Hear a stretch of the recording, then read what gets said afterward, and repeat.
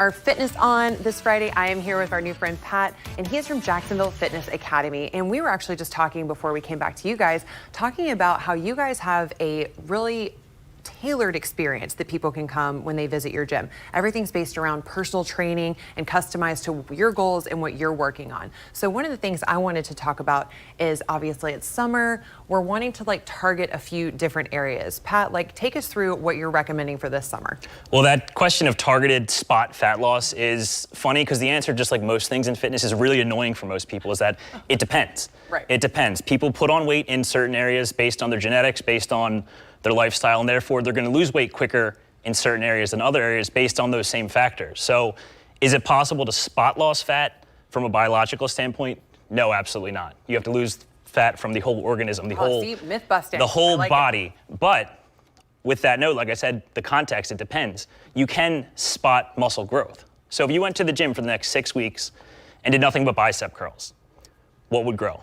My biceps. Just your biceps. I mean, you probably get some hormonal benefits for the rest of your body, but your biceps will grow significantly.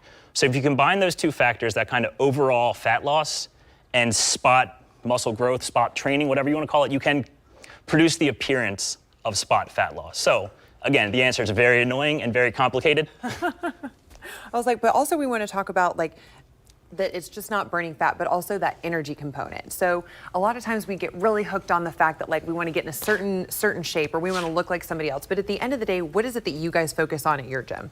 That whole individual factor. So the most important thing when it comes to changing your body, obviously you want to develop a good training routine, getting in the habit of showing up, being consistent with it more than anything else. You need to get in the habit of consistently showing up, and if you consistently show up, results are going to happen despite the plan. So you could have the perfect plan, but if you don't show up for it, nothing's going to happen. If you have a mediocre, decent plan and you show up every day, you're going to get results. And then around that, the lifestyle, the type of food that's convenient to you, the type of food that you digest well, that makes you feel good, not just physically, but you eat it and you feel like you can go afterwards, not I need to sit down for a couple minutes. And then the sleep, the stress management, and all sorts of those boring things that we don't kind of think affect our body, but greatly affect our body almost more than anything you do in the gym.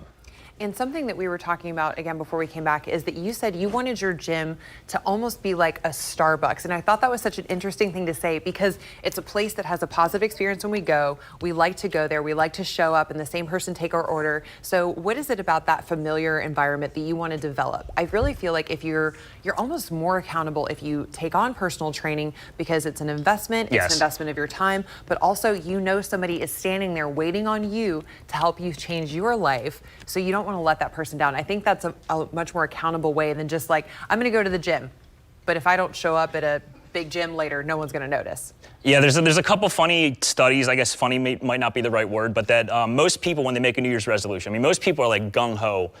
Last 2 weeks of January, last 2 weeks of December, this year I'm finally going to lose 20 pounds, whatever it may be.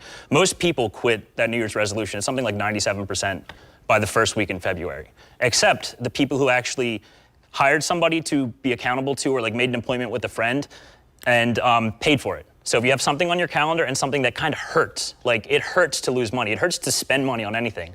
But if you invest that money in yourself, you're going to want to show up. It's that natural psychological phenomenon. But that being said, that Starbucks third place part of the equation is you want to make a welcoming, not like a drill sergeant, you got to show up, but a place people want to show up, so that when they show up, they can perform at their best, the stresses of the world just go away. They can focus on what they need to do, and they can do it consistently because they don't hate you and they don't hate the place they have to go to work out. So it's a complicated situation, but we just want to make people comfortable so they can be consistent. Well, thank you so much for joining us today and giving us those great tips and tricks. Make sure you check out Jacksonville Fitness Academy. We're going to take a quick break. We'll be right back.